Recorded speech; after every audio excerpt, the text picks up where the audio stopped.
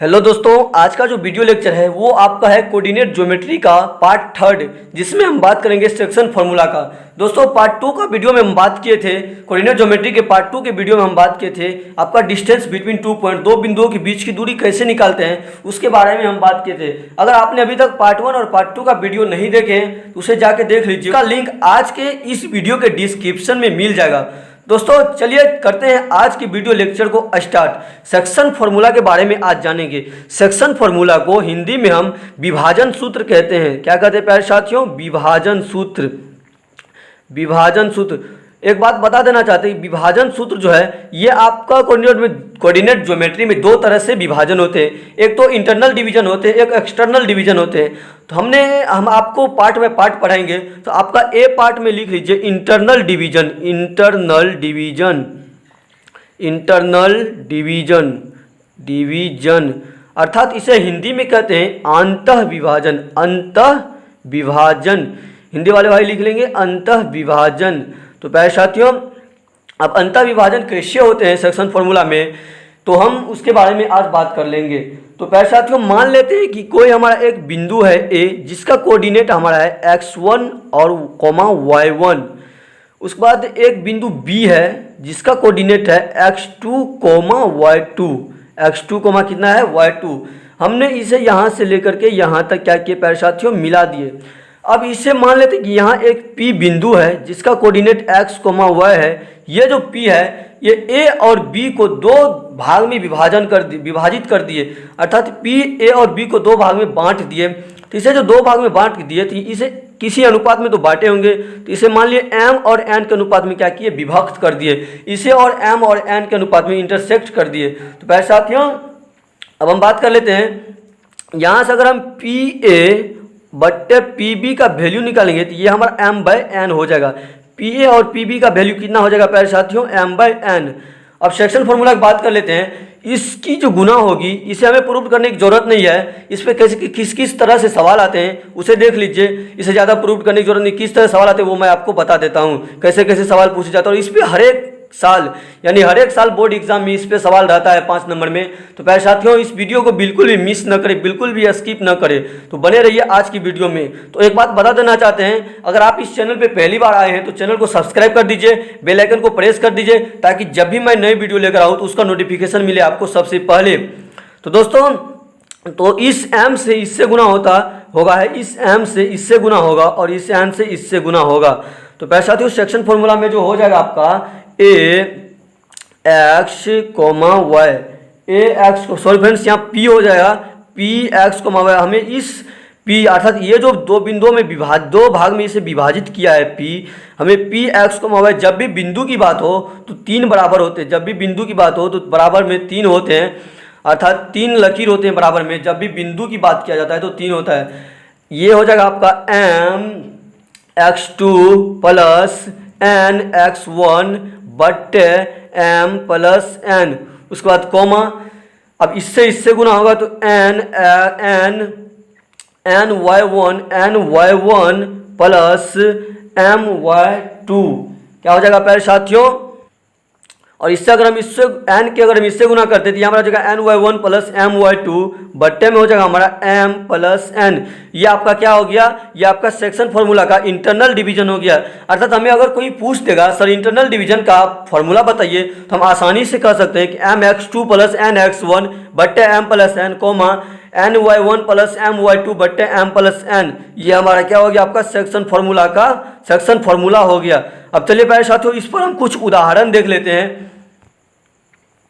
तो दोस्तों चलिए इस पर कुछ उदाहरण देख लेते हैं। आपका उदाहरण है कि उस बिंदु का निर्देशांक ज्ञात कीजिए जो बिंदु 4, और 8, 5 को जोड़ने वाले रेखाखंड को आंतरिक रूप से 3:1 के अनुपात में विभाजित करता है। तो प्यारे साथियों ये जो आपका इंटरनल डिवीजन है इस पर हम एक उदाहरण लिया। अब उदाहरण को आपको समझा देते हैं किस तरह से हम इस सवाल को सॉल्व करेंगे। और आपका एक्सरसाइज में भी सवाल है, अगर आपको विश्वास ना हो तो आपको प्रत्येक साल बोर्ड एग्जाम में इस तरह के सवाल आपको देखने को मिलेगा। वीडियो को बिना स्किप किए शुरू से लेकर अंत तक देखिए।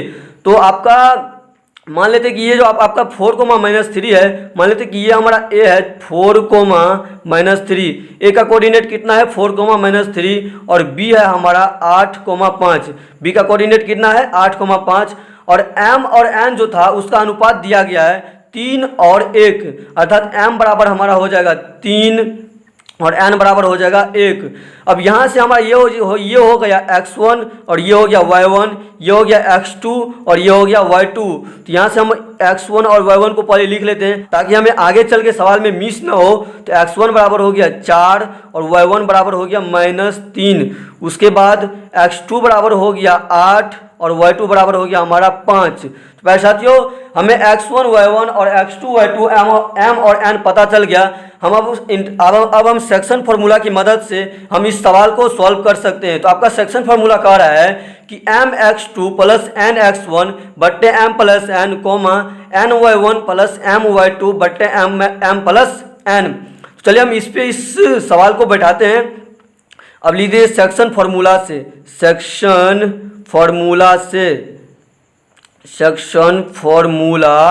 से तो सेक्शन फार्मूला से हम लिख लेंगे बराबर में m है, आपका m दिया गया है 3, तो m अगर 3 तो 3 और x2 है, x2 का वैल्यू कितना है प्यारे साथियों 8, तो 8 और प्लस है तो प्लस, फिर n है आपका n कितना है आपका 1 है तो 1, उसके बाद गुना x1 है तो x1 का वैल्यू कितना है 4 और बट्टे में आपका m प्लस n, बट्टे में कितना है प्यारे साथियों m प्लस n, तो m का वैल्यू 3 है और n का वैल्यू 1 है तो 3 प्लस 1, उसके बाद कोमा है तो कोमा, उसके बाद n है तो n का वैल्यू हमारा है 1, उसके बाद y1 है तो y1 का वैल्यू कितना है प्यारे साथियों -3, 1 गुना -3, उसके बाद फिर प्लस है और m और y2 है तो m का वैल्यू कितना है प्यारे साथियों 3 और गुना y2 है तो y2 का वैल्यू हमारा है 5 और बट्टे में m प्लस n है तो 3 प्लस 1, तो 3 प्लस 1। तो प्यारे साथियों अगर हम 8 और 3 को गुना करेंगे तो ये हमारा हो जाएगा 24 प्लस 4 और 1 को गुना करेंगे तो ये हमारा हो जाएगा 4,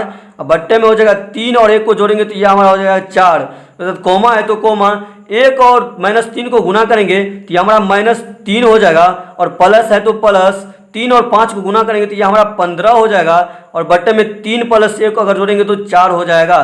तो 24 और 4 को अगर हम जोड़ते हैं तो ये हमारा 28 होता है और बट्टे में 4 है तो 4, उसके बाद कोमा -3 और प्लस 15 करते हैं तो -3 और प्लस 15 करते हैं तो 12 होता है, 3 बड़ी संख्या की होगी तो 12 बट्टे 4। और अगर हम इसे काटते हैं तो ये हमारा हो जाता है 7, और अगर हम 7 चौके 28 और 4 तिया 12 अर्थात 7 और 3, ये हो गया हमारा आंसर। और ये आपका जो बिंदु का कोऑर्डिनेट हो गया, उस बिंदु का निर्देशांक जो हमें पूछ रहा था उस बिंदु का निर्देशांक ज्ञात कीजिए। जो बिंदु इतना को जोड़ने वाली रेखाखंड इतना अनुपात में विभाजित करता है, तो अर्थात हमें बिंदु का निर्देशांक कितना पता चल गया, अर्थात P का निर्देशांक हमें पता चल गया 7,3। ये हो गया आपका फाइनली आंसर। तो प्यारे साथियों अब इसी सेक्शन फॉर्मूला का बी पार्ट है, आपका बी पार्ट है एक्सटर्नल डिवीजन अर्थात बाह्य विभाजन। तो इसमें मान लेते हैं कि एक बिंदु आपका है ए जिसका कोऑर्डिनेट है x1, y1, उसके बाद आपका बी एक बिंदु है जिसका कोऑर्डिनेट है x2, y2। इससे हमने क्या किया यहाँ से लेकर यहाँ तक मिला दिए। तो अब जो एक्सटर्नल डिवीजन है आपका बाहरी विभाजन, मान लेते हैं यहाँ कोई बिंदु P है x, y, एक बिंदु यहाँ P है x, y, ये आपका बाहर से विभाजन कर रहा था, तो इस रेखा से बाहर से विभाजन कर रहा है। तो ये जो आपका हो जाएगा, ये जो डिवीजन हो जाएगा। तो प्यारे साथियों अगर हम इसकी बात करें तो दोस्तों अगर हम यहाँ भी अगर PA और PB की बात करें, PA अपॉन PB बराबर हमारा हो जाएगा m/n। क्या हो जाएगा प्यारे साथियों m/n। ये जो हमारा डिवीजन करेगा, ये हमारा डिवीजन करेगा m से, और ये जो हमारा डिवीजन करेगा ये करेगा n से। अर्थात इसे m और n में क्या कर रहा है, डिवीजन कर रहा है, अर्थात इंटरसेक्ट कर रहा है, इसे विभाजन कर रहा है। तो अब जो यहाँ से एक्सटर्नल डिवीजन का जो फॉर्मूला हो जाएगा P x, y बराबर, जब भी बिंदु की बात आती है तो बराबर में 3 लकीर होते हैं। P x, y बराबर फॉर्मूला हो जाएगा m(x2 - n(x1) बट्टे m-n, उसके बाद कोमा, और हो जाएगा my2 n(y1 बट्टे m-n। और ये आपका हो गया एक्सटर्नल डिवीजन का फॉर्मूला अर्थात बाह्य विभाजन का फॉर्मूला हो गया।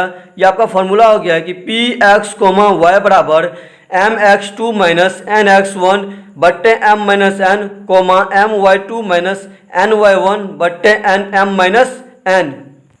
तो दोस्तों ये जो आपका एक्सटर्नल डिवीजन है सेक्शन फॉर्मूला का, इंटरनल डिवीजन का सेम विपरीत है, अर्थात उसका ऑपोजिट है। वहाँ पर यहाँ प्लस था, वहाँ पर प्लस था और यहाँ माइनस हो गया, फिर यहाँ प्लस था यहाँ माइनस हो गया। तो उस पर उदाहरण लेते हैं आप, उसी तरह से इस पर आप उदाहरण लेके आसानी से उसे सॉल्व कर सकते हैं। तो प्यारे साथियों, अगर ये वीडियो आपको अच्छा लगा हो तो अपने दोस्तों में ज़्यादा से ज़्यादा शेयर कीजिए और मुझे कमेंट कीजिए कि कैसा लगा हो। और अगर आप चैनल पे पहली बार आए हैं तो चैनल को सब्सक्राइब कीजिए, बेल आइकन को प्रेस कीजिए, तब तक बेल आइकन को प्रेस कीजिए। प्यारे साथियों, अगर आप इस चैनल पे पहली बार आए हैं तो चैनल को सब्सक्राइब कीजिए और बेल आइकन को प्रेस करना बिल्कुल मत भूलिए, ताकि जब भी मैं नए वीडियो लेकर आऊँगा तो उसका नोटिफिकेशन मिलेगा आपको सबसे पहले। तो मिलते हैं अगले नए वीडियो में कुछ एक्सरसाइज के साथ। आपका जो एक्सरसाइज है 7.1 उसके साथ। तब तक के लिए जय हिंद, जय भारत, वंदे मातरम।